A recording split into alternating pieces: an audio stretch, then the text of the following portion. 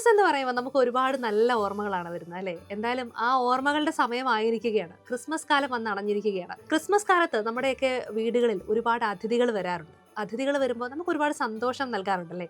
അപ്പോൾ ഇന്ന് നമുക്ക് റേഡിയോ മീഡിയ വില്ലേജിന് സന്തോഷം നൽകാൻ ഒരു അതിഥി കൂടെ എത്തിയിട്ടുണ്ട്. ഫാദർ ബോബി ജോസ് കട്ടിക്കാട്. എല്ലാവർക്കും വളരെ ഫെമിലിയർ ആണ്. ആദ്യം തന്നെ ഹാപ്പി ക്രിസ്മസ് അച്ഛാ. അപ്പം ക്രിസ്മസ് എന്താണ്? ക്രിസ്മസ് എന്ന് പറയുമ്പം അച്ഛൻ്റെ മനസ്സിലേക്ക് പെട്ടെന്ന് ഓർമ്മ വരുന്ന കാര്യങ്ങൾ എന്തൊക്കെയാണ്? ഈ ദിവസങ്ങളിലൊക്കെ നമ്മളിങ്ങനെ ക്രിസ്മസുമായിട്ട് ബന്ധപ്പെട്ട് ചെറിയ ചെറിയ സംഭാഷണങ്ങളുണ്ടായിരുന്നു. ഇപ്പോൾ ഓരോ ഇയറിലും നമുക്ക് ചില ട്രസ്റ്റ് ഉണ്ട്. ഒരു 10-25 ദിവസം നമ്മൾ അതിനകത്താണ് കൂടുതലൊന്ന് നമ്മളെ തന്നെ ഒന്ന് ട്യൂൺ ചെയ്തെടുക്കുകയും ഇത്തിരി ഗൃഹപാഠം ചെയ്യുകയൊക്കെ ചെയ്യുന്നത് അങ്ങനെയാണ്. അപ്പോൾ ഏറ്റവും പ്രധാനപ്പെട്ട കാര്യമായിട്ട് ഞാൻ സത്സംഗങ്ങളിലൊക്കെ പറയുന്നൊരു കാര്യം, ഈ ആരെയാണ് ക്രിസ്മസ് അഡ്രസ്സ് ചെയ്യേണ്ടതെന്ന് പറഞ്ഞൊരു സംഭവങ്ങളുണ്ട്. അതിങ്ങനെ അവരെ അഡ്രസ്സ് ചെയ്യാതെ പോയി കഴിഞ്ഞാൽ ക്രിസ്മസിൻ്റെ ഒരു സോളില്ലാതെ പോകുന്നൊരു തോന്നൽ എപ്പോഴും പൂർണ്ണമാവില്ല. അതിൻ്റെ ആത്മാവില്ലെന്നൊരു തോന്നൽ എപ്പോഴും ഉണ്ട്. അത് പിന്നെയും ഒരു രാത്രിയോളം നീളുന്ന കാര്യങ്ങൾ മാത്രമാകും. നാളെ രാവിലെ ഈ ബലൂണൊക്കെ ചോട്ടും, ഇതൊക്കെ കഴിയും, വിരുന്നുകാരൊക്കെ പോകും. ഒരു ടേക്ക് അവേ എന്ന് പറയുന്ന സംഭവമുണ്ട് ഇതിനകത്തേ. നമ്മുടെ ഒരു വൾണറബിലിറ്റി എന്നൊരു വാക്ക് ഇപ്പോൾ കുറച്ച് കോമൺ ആയിട്ട് നമ്മൾ ഉപയോഗിക്കുന്ന വാക്കാണ്. ഈ അതായത് മനുഷ്യരിൽ ദുർബലമായൊരു അംശമുണ്ട്. ഇങ്ങനെ വൂണ്ടഡാകാവുന്ന, അപമാനിതമാകാവുന്ന ഒക്കെ ഒരു ഏരിയ ഉണ്ട്. ആ ഏരിയ നമ്മൾ വിളിക്കുന്ന വാക്ക് ഇങ്ങനെ വൾണറബിൾ ഏരിയ എന്ന് പറയുന്ന സംഭവം. ആ വൾണറബിൾ ഏരിയയെ സ്വർഗം അഡ്രസ്സ് ചെയ്തൊരു ദിവസമായിട്ടാണ് എനിക്ക് എപ്പോഴും ക്രിസ്മസിനെ കുറിച്ച് തോന്നുന്നത്. മനുഷ്യൻ്റെ ദാരിദ്ര്യം, ഒറ്റപ്പെടൽ, അലച്ചിൽ, അപമാനം, അങ്ങനെ തുടങ്ങുന്നത് തന്നെ. സത്രത്തിൽ അവന് ഇടം കിട്ടിയില്ലെന്ന് പറഞ്ഞൊരു വാക്ക് കിടപ്പുണ്ട്. ഒരു പല അടരുകളുള്ള ഒരു റിജക്ഷൻ സ്റ്റേറ്റ്മെൻ്റ് എനിക്ക് പലപ്പോഴും തോന്നുന്നത്. ഇങ്ങനെ ഇടം കിട്ടാതെ പോകുന്ന ഒരാൾ. നമ്മളെപ്പോഴും പരാതിപ്പെടുന്നൊരു കാര്യം അതിനെക്കുറിച്ച്, ഇനി ഇടം ഉണ്ടാവുമോ? ഒരു അടുപ്പത്തിൽ പോലും, ഒരു പ്രണയത്തിൽ പോലും ഒക്കെ നമ്മൾ കാക്ഷിക്കുന്നത് ഇതിൻ്റെ ഉള്ളിൽ എനിക്ക് ഇടം ഉണ്ടാവുമോ എന്നുള്ള. അപ്പോൾ ഒരു എനിക്ക് സ്പേസ് കിട്ടും. മനുഷ്യൻ്റെ ഏറ്റവും വലിയ ആശങ്കകളിലൊന്നാണ്. അപ്പോൾ ആ ആശങ്കകളെ അഡ്രസ്സ് ചെയ്തുകൊണ്ടാണ് ഈ പുസ്തകം ആരംഭിക്കുന്നത്. അയാൾക്ക് ഇടമില്ലായിരുന്നു പറയുന്ന സംഭവം. പക്ഷേ അങ്ങനെ ഒരു എന്നേക്കുമായിട്ട് അടഞ്ഞു പോകുന്ന ഇടങ്ങളുമില്ല. മനുഷ്യൻ എന്തെങ്കിലും ഒരു ഇടം സൃഷ്ടിച്ചെടുക്കേണ്ടതായിട്ട് കൂടിയുണ്ട്. എനിക്ക് ആ രീതിയിൽ ഇതൊരു മെലങ്കോളിക്കായിട്ട് വായിക്കാൻ എനിക്ക് താല്പര്യമില്ല. ഇടം കിട്ടില്ലാത്തതുകൊണ്ട് എന്നേക്കോട്ട് അടഞ്ഞു പോകുന്നില്ല. അപ്പോൾ മനുഷ്യരെന്ത് ചെയ്യുന്നുണ്ട്? വേറെ ഇടം സൃഷ്ടിച്ചെടുക്കുകയാണ്. ആ ഇടമാണ് വാസ്തവത്തിൽ ഈ പുൽക്കൂടെന്ന് ഞാൻ കരുതുന്നത്. ഒരു സ്വാഭാവികമായിട്ടൊരു നിറവേറുള്ള സ്ത്രീക്ക് ലഭിക്കാവുന്ന പരിചരണവും സംരക്ഷണവും ഒക്കെ കിട്ടാതെ പോകുന്ന തുറസായൊരിടത്തിൽ വേറൊരു ലോകം സൃഷ്ടിക്കപ്പെടുക. അത് ഒരു അല്പം പോലും മോശം ലോകമെന്ന് മാത്രമല്ല, അതൊരു പക്ഷേ ഇതിനേക്കാൾ പല മടങ്ങ് എലവേറ്റഡ് കൂടിയാണ്. ഈ ഇടവില്ലാത്ത ഇടത്തിലേക്കാണ് എല്ലാ മനുഷ്യരും വന്നത്. അവിടെ എല്ലാവർക്കും ഇടം ഉണ്ടായിരുന്നു. ഇടയന്മാർ വരുന്നുണ്ട്, മാലാഖന്മാർ വരുന്നുണ്ട്, ഇങ്ങനെ ജ്ഞാനികൾ നമ്മൾ പലപ്പോഴും ഈ 3 ജ്ഞാനികളെന്നൊക്കെ പറയുന്ന തെറ്റായ സങ്കല്പമാണെന്നാണ് പറയുന്നത്. വസ്തുവിൽ 3 ഉപഹാരങ്ങളെന്ന് മാത്രമേ പറയുന്നുള്ളൂ. ആ 3 ഉപഹാരങ്ങൾ വെച്ചുകൊണ്ടാണ് നമ്മൾ എന്ത് ചെയ്ത് അതിന് ട്രാക്ക് ചെയ്തിരിക്കുന്ന 3 ജ്ഞാനികളെന്ന നിലയിലാണ്. ഇങ്ങനെ ഒത്തിരി ജ്ഞാനികളുടെ സംഘം വന്നു എന്നുള്ളതൊക്കെയാണ് അതിൻ്റെ ഒരു ആദ്യകാല വായനകളിലൊക്കെ നമുക്കുള്ളത്. റിജക്റ്റഡ് ഒരാൾ, അതോടെ അയാൾ ജീവിതം അടഞ്ഞു പോകുന്നില്ല. പക്ഷേ അയാൾ സൃഷ്ടിക്കേണ്ട ഒരു സമാന്തര ലോകമുണ്ട്. ആ സമാന്തര ലോകത്തിന് ഒരു കൈ സഹായം കൊടുക്കാൻ പറ്റുക എന്നുള്ളതായിരിക്കും ഏറ്റവും നല്ലൊരു ക്രിസ്മസ് ഇൻ്റർവെൻഷൻ എന്ന് പറയുന്ന സംഭവമുണ്ട്. നമുക്ക് മനുഷ്യർ ഇടവില്ലെന്ന് തോന്നിക്കുന്ന മനുഷ്യർക്ക് ഇട സൃഷ്ടിക്കാൻ പറ്റുമോ?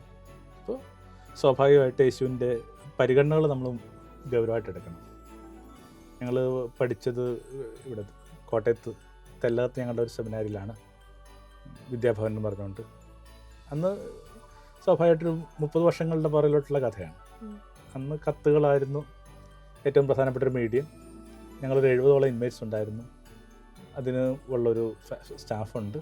ഏകദേശം ഒരു 10-90 പേര് വസിക്കുന്ന ഒരിടത്തിനകത്ത് ക്രിസ്മസ് കാലത്ത് വരുന്ന കാർഡുകൾ, കത്തുകളെന്നൊക്കെ പറയുന്നത് പറഞ്ഞാൽ ഭയങ്കര എക്സാജറേറ്റഡ് ആയിട്ട് നിങ്ങൾക്ക് തോന്നും. ചാക്കാണ്, ഒരു ചാക്കാണ് വരുന്നത്. കാരണം ഇതിന് അപ്പോൾ അവർ പോസ്റ്റ്മാൻ വരത്തില്ല. ഇവിടുന്ന് ആരെങ്കിലും പോയിട്ട് എന്ത് ചെയ്യണം? എടുക്കണം. അങ്ങനെ ക്ലാസ് കഴിഞ്ഞിട്ട് ഉച്ചയ്ക്ക് ഒരാൾ അടുത്തുള്ള പോസ്റ്റ് ഓഫീസിൽ പോയിട്ട് കൊണ്ടുവരും. സൈക്കിളിൻ്റെ പുറകെ വെച്ച് ചവിട്ടി വരുമ്പോഴേക്കും ഒരാൾ പെട്ടെന്ന് ഈ ഒരു ബ്രദറിനെ, അന്ന് കത്തുമായിട്ട് പോയ ബ്രദറിനെ തടഞ്ഞു നിർത്തിട്ട് പറഞ്ഞ് എനിക്കൊരു കത്ത് തരുന്നത്. അപ്പോൾ ഇത് ഒരുപാട് കോമഡി ആയിട്ടാണ് തോന്നുന്നത്. കാരണം അയാൾ അഡ്രസ്സ് ചെയ്യാത്തൊരു കത്തിന് വേണ്ടി ഒരാൾക്ക് വേണ്ടിയുള്ളതാണ്. അതെ. അപ്പോൾ ആ വേറെ എന്തെങ്കിലും ചോദിച്ചാൽ കൊടുക്കാൻ പറ്റും, കത്ത് കൊടുക്കാൻ പറ്റും. അപ്പോൾ ഇത് പുള്ളി വന്നിട്ട് തിരിച്ചു പറയുമ്പോഴേക്ക് എല്ലാവരും ഭയങ്കരമായിട്ടിരുന്ന് അതിനകത്തൊരു ഒരു ഫലിതം ഉണ്ടല്ലോ, ഇത്തിരി ഒരു വിഷമം പിടിച്ചൊരു ഫലിതം അതിനകത്തുണ്ട്. പക്ഷേ ആ ഫലിതം മായുകയും വിഷമം മാത്രം നിൽക്കുകയും ചെയ്യുന്നുണ്ട്. അതായത് അഡ്രസ്സ് ചെയ്യപ്പെടാത്ത ചില മനുഷ്യരുണ്ട്, അഡ്രസ്സ് ഇല്ലാത്ത മനുഷ്യരുണ്ട്. അവർക്ക് വേണ്ടിയുള്ളതായിരുന്നു ക്രിസ്മസ് എന്നൊരു സംഭവം അല്ലേ. ഒരു സത്രത്തിലെ അവിടുത്തെ എന്ത് ചെയ്യുന്നുണ്ട്, ഒരു ക്രോണിക്കലി പോലും പേരില്ലാത്ത ഒരാളാണ് ഇയാളെന്ന് പറയുന്നത് അല്ലേ. ഇന്ന് ആരൊക്കെ വന്നു പോയെന്ന് പറഞ്ഞൊരു സാധനം അവിടെ ഉണ്ടാവുമല്ലോ, ഡെഫിനറ്റ് ആയിട്ട് ഉണ്ടാവും. കാരണം അത്ര അപരിചിതർ വന്നു പോകുന്ന സ്ഥലമാണ്.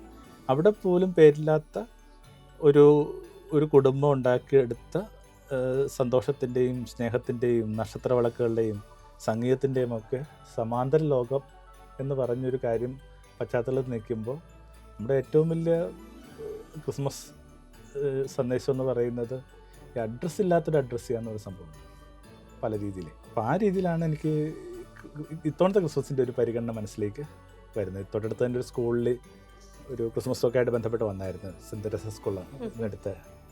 അപ്പോൾ അവിടെ ഇങ്ങനെ കത്തെഴുതാനായിട്ടുള്ളൊരു പ്രചോദനം കുട്ടികൾക്ക് കൊടുക്കാൻ വേണ്ടി ഭംഗിയായിട്ടുള്ളൊരു കാര്യം നടന്നു. ഇങ്ങനെ 1000 കത്തുകൾ കുട്ടികളിങ്ങനെ എഴുതി പോസ്റ്റ് ബോക്സിൽ റെഡിയാണ്. അപ്പോൾ അതിനകത്ത് വളരെ സ്നേഹത്തോടുകൂടി അതിൻ്റെ സംഘാടകർ ടീച്ചറൊക്കെ ഉൾപ്പെടെയുള്ളവർ വിളിച്ചു. അപ്പോഴും ഞാൻ അവിടെ പറയുന്ന ഈ കുട്ടികൾക്ക് അഡ്രസ്സുണ്ട്, ഈ അഡ്രസ്സ് ഇല്ലാത്തൊരു കൂടി ലോകത്തുണ്ടെന്നുള്ളൊരു ധാരണ +2 പഠിക്കുന്ന മക്കളാണ് ഞാൻ വിചാരിക്കുന്നത്. ഒരു 10-16 വയസ്സിൽ ഉള്ളിലോട്ട് വന്നു കഴിയുന്നാൽ നിങ്ങൾക്ക് കുറേ കാലം കഴിയുമ്പോൾ അയാളുടെ ഉപകരണമായിട്ട് മാറാൻ പറ്റും, അവിടുത്തെ ഉപകരണമായി മാറുക എന്നുള്ളതാണ്. അപ്പോൾ യേശുവിൻ്റെ പരിഗണനകൾ തന്നെ പ്രധാനം, ലീസ്റ്റ്, ലോസ്റ്റ് ആൻഡ് ലാസ്റ്റ്. ഈ പരിഗണനകൾ മറികടന്നുകൊണ്ട്, ഈ പരിഗണനകൾ അവഗണിച്ചുകൊണ്ട്, ബൈപ്പാസ് ചെയ്തുകൊണ്ട് ഒരു ക്രിസ്തീയ ധർമ്മത്തിനും നിലനിൽപ്പില്ലെന്നുള്ള ഒന്നുകൂടി ബോധത്തിൽ കൊണ്ടുവരാൻ വേണ്ടിയാണ് ക്രിസ്മസ് എന്നാണ് ഞാൻ വിചാരിക്കുന്നത്. അപ്പോൾ ഇത്തവണ കിട്ടിയിട്ടുള്ള എല്ലാ ക്രിസ്മസ് സംഭാഷണങ്ങളിലും ഇത് തന്നെ പറയാൻ ശ്രമിക്കുന്നത്. അപ്പം ഇപ്പം നമ്മൾ സെലിബ്രേറ്റ് ചെയ്യുന്ന ക്രിസ്മസും അങ്ങനെയാണ്, അല്ലെങ്കിൽ അങ്ങനെ ആയിരിക്കുമെന്ന് അച്ഛന് തോന്നുന്നുണ്ടോ? ഈ സെലിബ്രേഷൻ എന്നൊക്കെ പറയുന്നത് വല്ലപ്പോഴും നടക്കുന്ന ഒരു കാര്യമായതുകൊണ്ട് അതിൻ്റെ ഭംഗികൾക്കൊന്നും ഒരു തരത്തിൽ എന്ത് ചെയ്യുന്നുണ്ട്, ഒരു കുറവ് വരണമെന്നോ അല്ലെങ്കിൽ അത് വേണ്ടെന്ന് വെക്കുക ഒന്നും ഞാൻ വിചാരിക്കുന്നില്ല. ഈ പണ്ട് EV കൃഷ്ണപിള്ളയൊക്കെ പറഞ്ഞ സംഭവമുണ്ട്, ഈ മനുഷ്യനാരായ എന്ന് പറഞ്ഞ സംഭവമുണ്ട്. ഈ ഒരു സന്തോഷവും താല്പര്യമില്ലാത്ത ചില മനുഷ്യർക്ക് വേണ്ടി പുള്ളിയിട്ടിരുന്ന വാക്കാണ് ഈ മനുഷ്യനാരായ എന്ന് പറഞ്ഞ സംഭവം. നാരായെന്ന് പറഞ്ഞാൽ പണ്ടിങ്ങനെ എഴുതിക്കൊണ്ടിരുന്നത് ഒന്നുമില്ല. അപ്പോൾ ഈ അങ്ങനെ ഒരു മനുഷ്യനാരായമായിട്ട് ജീവിക്കാനല്ല നമ്മളീ പറയുന്ന വാസ്തവത്തിൽ. പക്ഷേ ഇതാരെയാണ് പ്രൈമറി അഡ്രസ്സ് ചെയ്യുന്നതെന്നും ആർക്കൊക്കെയാണ് ഇതിനകത്ത് ഇടം കൊടുക്കുകയെന്നും പറഞ്ഞൊരു ധാരണ വാസ്തവത്തിനകത്തുണ്ടേ. അപ്പോൾ ഈ എൻ്റെ ഒരു കുട്ടിക്കാലത്തിൻ്റെ ഒരു ഓർമ്മയുടെ ഒരു പുസ്തകം വന്നു. അപ്പോൾ നമ്മുടെ ചെറിയ പ്രായത്തിൽ നമുക്കുള്ള ധാരണ ഇതില്ലാത്തവരെ വിളിച്ചുകൊണ്ട് വരണം എന്നുള്ളതായിരുന്നു. അങ്ങനെ അതിൽ നടന്നിട്ടൊന്നുമില്ല. നമ്മൾ ക്രിസ്മസ് എടുക്കുമ്പോഴേക്കും അടുത്ത വീടുകളിലൊക്കെ ഇങ്ങനെ ഇത് ക്രിസ്മസ് ഉണ്ടാകാൻ സാധ്യതയില്ലാത്ത 1-2 പേരെ വിളിക്കും. അതൊന്ന് വീട്ടിൽ എന്ന് പറയുമ്പോൾ വീട്ടിൽ വലിയ ബഹളമാണ്. ശരിയല്ലേ, നിന്നോട് പറഞ്ഞ ആര് പറഞ്ഞ്. പിന്നെ ഈ വിളിച്ചവർ വരാതിരിക്കാൻ വേണ്ടി മുട്ടുമെന്ന് പ്രാർത്ഥനയാണ്. എന്ത് കഷ്ടം നോക്കിക്കണേ. 24-ാം തീയതി പോയി വിളിക്കുക, 25-ാം തീയതി അവർ വരാതിരിക്കാൻ വേണ്ടി പ്രാർത്ഥിക്കുക. ഇതല്ലേ കാരണം. എന്നാൽ പോലും ഇപ്പം എന്ത് ചെയ്യുന്നുണ്ട്, തിരിഞ്ഞ് നോക്കുമ്പോൾ ഇത്തരം ഒരു ചായ്വുകൾ നമ്മളുടെ ബാല്യകാലത്ത് സൃഷ്ടിക്കപ്പെട്ടിട്ടുണ്ടെന്നുള്ളത്. അങ്ങനെ ഒരു എന്തിനു വേണ്ടിയാണ് യേശു എന്നുള്ളതും ആർക്ക് വേണ്ടിയാണ് യേശു. അപ്പം അച്ഛനിപ്പോൾ ഈ വിളിച്ചവർ വരല്ലെന്ന് പറയുന്ന പോലെ ഇപ്പം എൻ്റെ മനസ്സിലേക്ക് പെട്ടെന്ന് ഓർമ്മ വരുന്നത് ഇപ്പം കരോൾ സംഘം ഇറങ്ങുമല്ലോ, കരോളുകാർ വരുന്നത് കാണുമ്പോഴേ ലൈറ്റ് ഓഫ് ചെയ്തിടുന്ന ആളുകളൊക്കെ ഉണ്ട്. അതിരിക്കുന്നത് പിരികൊടുക്കാൻ താല്പര്യമില്ലാത്തതുകൊണ്ടൊക്കെ ആയിരിക്കും. അതിൻ്റെ ഒരു സത്തയിലുള്ളൊരു കാര്യമാണ് പറയുന്നത്. ഇങ്ങനെ ഒരു കരോളൊക്കെ കുട്ടികൾ സന്തോഷമായിട്ട് വന്ന് പോകുന്നു അല്ലേ, വീട്ടുപുരത്തുകൂടി. ഈ ഫുട്ഫോൾസ് വളരെ പ്രധാനപ്പെട്ടാണ്. ഇങ്ങനെ നമ്മളിപ്പോൾ ഒരു കട ചെയ്യുമ്പോൾ പോലെ ചെറിയ കടയായിരിക്കാം, ആ കടയുടെ ഒരു പ്രസക്തിയോ അതിൻ്റെ സന്തോഷമോ അളക്കുന്നത് ഈ പണപ്പെട്ടി വരുന്ന പണം കൊണ്ടല്ല, അന്ന് എത്ര ഫുട്ഫോൾസ് വന്നുള്ള, അന്ന് എത്ര പേരാ കടയിൽ കയറി എന്നുള്ളതാണ്. അതുകൊണ്ടാണ് ഈ ചെറിയ കടകളൊക്കെ ഇത്രയും വലിയ മാളൊക്കെ വരുമ്പോൾ പോലും നിലനിൽക്കുന്നത് ഇങ്ങനെ. അപ്പോൾ വീടിൻ്റെയൊക്കെ ഭംഗി നിശ്ചയിക്കുന്ന പ്രധാനപ്പെട്ട കട എത്ര പേര് വീട്ടിൽ വന്നു പോയിട്ടുണ്ടെന്നുള്ള. പണ്ട് കാലത്തൊക്കെ ഇങ്ങനെ പള്ളിയുടെ വെഞ്ചരിപ്പിനെ കുറിച്ചൊക്കെ അങ്ങനെ ഞാൻ വായിച്ചു കേട്ടിട്ടുണ്ട്. ഒരു ദിവസം വന്നിട്ട് അവിടുത്തെ ബിഷപ്പ് വന്ന് പള്ളി ആസ്വദിക്കുന്ന രീതി ആയിരുന്നില്ലെന്നാണ് പറയുന്നത്. ഒരു പള്ളി പണിത് കഴിഞ്ഞിട്ട് അതിങ്ങനെ കുറേ ദിവസം തുറന്നിട്ട് കൊടുക്കും. എന്നിട്ട് ആ സമയത്ത് ഇത്ര പേര് വന്നു. അനവധി മനുഷ്യർ വന്നു പോയിട്ട് അതിൻ്റെ ഒരു സന്തോഷവും സ്നേഹവും അതിൻ്റെ ശില്പഭംഗിയൊക്കെ പറഞ്ഞ് ഹാപ്പിയായി പോയി കഴിഞ്ഞിട്ട് ഒരു ദിവസം പെട്ടെന്ന് ഈ കൂതാശകൾ ആരംഭിക്കുന്ന പറയുന്നത്. എനിക്ക് തോന്നുന്നു അങ്ങനെയാന്ന് തോന്നുന്നു. നമ്മുടെ നോത്രദാം പള്ളി 5 വർഷത്തിന് വർഷത്തിൽ ശേഷം തുറന്നപ്പം ഈ സന്തോഷം. വിശ്വാസികൾക്ക് വേണ്ടിയിട്ട് ഇങ്ങനെ തുറന്നിട്ടിരിക്കുവായിരുന്നു കാണാൻ വേണ്ടിയിട്ട്. അപ്പോൾ ഈ ഫുട്ഫോൾസ് ആണ്. അപ്പോൾ ആ അർത്ഥത്തിൽ ഈ ക്രിസ്മസ് രാത്രിയിൽ കുറച്ച് കുട്ടികൾ വന്ന് നമ്മുടെ മുറ്റത്ത് വന്നിട്ട് ഇത്തിരി പപ്പാഞ്ച് വേഷമൊക്കെ ധരിച്ച് അതെ. സന്തോഷമായിട്ട് പോയി അവർക്കൊരു കപ്പ് ചൂട് ചായ കൊടുക്കുകയൊക്കെ ചെയ്യുമെന്ന് പറയുന്നത് നമ്മുടെ ഒരു ഈ കയ്യിലുള്ളൊരു 10 രൂപയുടെ 20 രൂപയുടെ പ്രശ്നം മാത്രമല്ല. ഉം.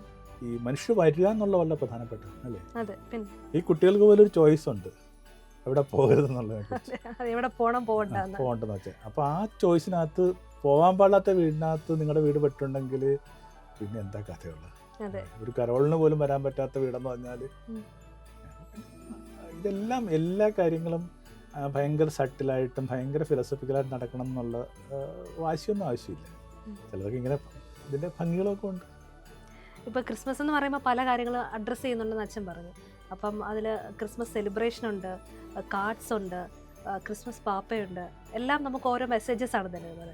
പ്രത്യേകിച്ച് ക്രിസ്മസ് പാപ്പയുടെ ഒരു ഹിസ്റ്ററി തന്നെ എടുക്കുമ്പോൾ വിശുദ്ധ നിക്കോളാസിൻ്റെ ആ ഒരു ചരിത്രം തന്നെ നമ്മൾ കേട്ടിട്ടുമുണ്ട്. പക്ഷെ ആ ഒരു അദ്ദേഹത്തെയാണോ ഇപ്പോഴത്തെ പാപ്പാഞ്ഞി അല്ലെങ്കിൽ ക്രിസ്മസ് പാപ്പ അഡ്രസ്സ് ചെയ്യുന്നത്? ഇവർ അതിനകത്ത് ചോദിക്കുമ്പോൾ ഇവർക്ക് തന്നെ അറിയാമല്ലോ അത് അങ്ങനെയല്ല എന്നുള്ള കാര്യം. കാരണം അത് പക്ഷെ എന്നാലും ഒരു ഐക്കൺ എന്ന നിലയിൽ ഇതിനൊക്കെ നിലനിർത്തിയാൽ നല്ലതായിരിക്കും. ഇപ്പോൾ എങ്ങനെയാണ് ക്രിസ്മസ് പാപ്പ ഇത്രയും പ്രധാനപ്പെട്ടായിട്ട് മാറി? ഇപ്പോൾ എല്ലാ കുട്ടികളും വിചാരിക്കുന്നു ഇന്ന് രാത്രി ക്രിസ്മസ് പപ്പ ഞങ്ങളുടെ വീട്ടിൽ വരും. അറ്റ്ലീസ്റ്റ് പുറത്തുനിന്നുള്ള സങ്കല്പമാണ്. പതുക്കെ അമ്മമാർ കുറച്ചുകൂടി എന്ത് ചെയ്യുന്നുണ്ട്, ഇത്തരം കൾച്ചറൊക്കെ ആയിട്ട് കുറച്ചുകൂടി പരിചയപ്പെട്ടുകൊണ്ട് അവർ കുട്ടികൾക്ക് ഈ കഥ പറഞ്ഞു കൊടുക്കുന്നുണ്ട്. ഇന്ന് രാത്രി സാന്താക്ലോസ് വരും. ഒരാൾക്ക് എത്ര വീട്ടിൽ ഒരുമിച്ച് പോകാൻ പറ്റും? അപ്പോൾ സ്വാഭാവികമായിട്ട് ആ നുണക്കഥയ്ക്ക് ഒരു ഭംഗി കിടപ്പുണ്ട് അല്ലേ. എല്ലാവരും വീട്ടിൽ ഒരുമിച്ച് വരുന്ന ഒരു മനുഷ്യൻ എന്ന് പറയുന്ന ഒരു സംഭവം. പക്ഷെ ഇതിനകത്ത് സാന്താക്ലോസിൻ്റെ കഥ പ്രസക്തമാകുന്നത്, റെലവൻ്റ് ആകുന്നത് ഒറ്റ കാര്യം കൊണ്ടാണ്. ഈ ആര് കൊടുത്തിട്ടുണ്ടെന്ന് നമുക്കൊരു ഐഡിയ ഇല്ല. അത് വാസ്തവത്തിൽ നമ്മൾ ഗൗരവമായിട്ട് എടുക്കേണ്ട വിഷയമാണ്. ഞാൻ എപ്പോഴും ആലോചിക്കുന്നത്, ഇപ്പോൾ എന്താ പറയുന്നത്, ലോകത്തെ ഏറ്റവും കൂടുതൽ ഉപവിപ്രവർത്തനങ്ങളിൽ ഏർപ്പെടുന്നത് കൃത്യമായിട്ട് പറയുന്ന കാത്തലിക് ചർച്ചാണ്. എനോമസ് അതിൻ്റെ വോളിയം എന്ന് പറയുന്നത് അതിൻ്റെ മനുഷ്യരെ കൈമാറുന്നതും വെച്ചാൽ അതിനുവേണ്ടി സർവീസിൽ ഏർപ്പെടുന്ന മനുഷ്യരും അതിനുവേണ്ടി സ്പെൻഡ് ചെയ്യുന്ന മണിയും ഒക്കെ ഇതാണ്. പക്ഷെ അതിന് നിരക്കുന്ന ഒരു സൗഹൃദം അതിന് കിട്ടാതെ പോയിട്ടുണ്ട്. അതിലൊരു പ്രധാനപ്പെട്ട ഒരു ഘടകം ഈ യേശു പറഞ്ഞൊരു അജ്ഞാതത്വത്തിൽ നിന്നായിരുന്നില്ല പലപ്പോഴും അതിൻ്റെ കൈമാറ്റങ്ങൾ.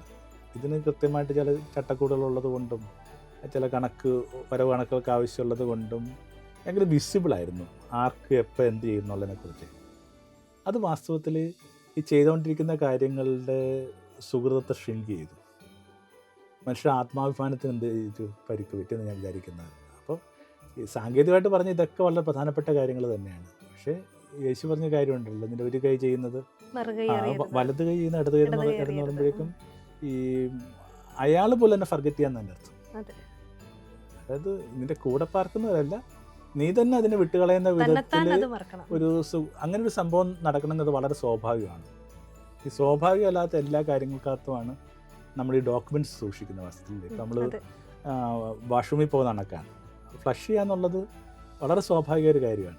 നമ്മളതിനെക്കുറിച്ച് ചിന്തിക്കേണ്ട കാര്യം പോലും ഇല്ല, നമ്മൾ ചിന്തിക്കേണ്ട കാര്യമില്ല. ജസ്റ്റ് അതിൽ തന്നെ സംഭവിച്ചിട്ടുണ്ടാവും. നമ്മൾ ഉപയോഗിച്ചിട്ടുണ്ടെങ്കിൽ ഫ്ലഷ് ചെയ്തിട്ടുണ്ടാവും. പക്ഷേ ഒരു കുറച്ചുകൂടിയൊക്കെ ഏജ് ചെയ്യുമ്പോൾ നമ്മളിന്ന് ആലോചിക്കും, നമ്മളത് വെള്ളം ഒഴിച്ചോ എന്ന് പറയുന്നൊരു സംഭവം ഉണ്ടല്ലോ.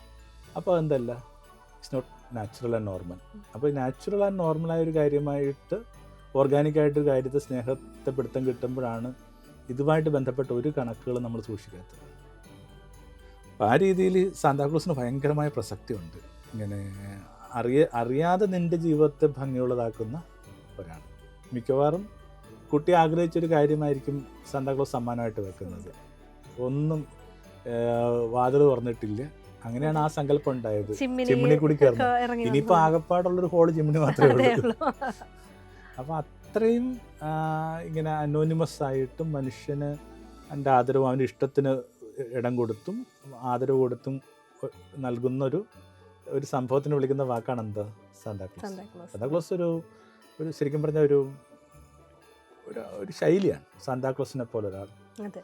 എന്ന് പറയുന്ന സംഭവമൊക്കെ ഉണ്ടല്ലേ. പക്ഷെ അതുപോലെ തന്നെ നമുക്കിപ്പം ഇപ്പം മറ്റ് മതസ്ഥർക്ക് കൂടുതൽ അറിയാൻ വേണ്ടി ഹെൽപ്പ് ചെയ്യും സിനിമകൾ, ചരിത്ര സിനിമകൾ, പുരാണ സിനിമകളൊക്കെ അതെന്താണെന്ന് അറിയാൻ വേണ്ടി ഹെൽപ്പ് ചെയ്യും.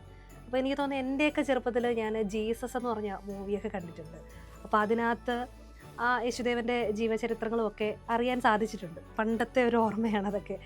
ശരിക്കും പറഞ്ഞാൽ മൂവീസ് എത്രത്തോളം ഇത്തരം സന്ദേശങ്ങൾ നൽകാൻ ഹെൽപ്പ് ചെയ്യുന്നുണ്ട്? എൻ്റെ ഓർമ്മയിലുള്ള ഏറ്റവും നല്ല യേശു കേന്ദ്രീകൃതം എന്ന് പറയുന്നത് ബെൻഹറാണ്. ബെൻഹർ ഇനിയും ഒന്നുകൂടിയൊക്കെ എടുത്ത് കണ്ടാൽ നല്ലതായിരിക്കും. അത്രയും നല്ലൊരു പടമാണ്. ഈ ബെൻഹറിനകത്ത് എൻ്റെ ഏറ്റവും ഭംഗിയുള്ള സംഭവം ഒരിടത്ത് പോലും യേശുവിൻ്റെ മുഖമില്ലെന്നുള്ള കാണിക്കുന്നില്ല. ഒന്നുമില്ല.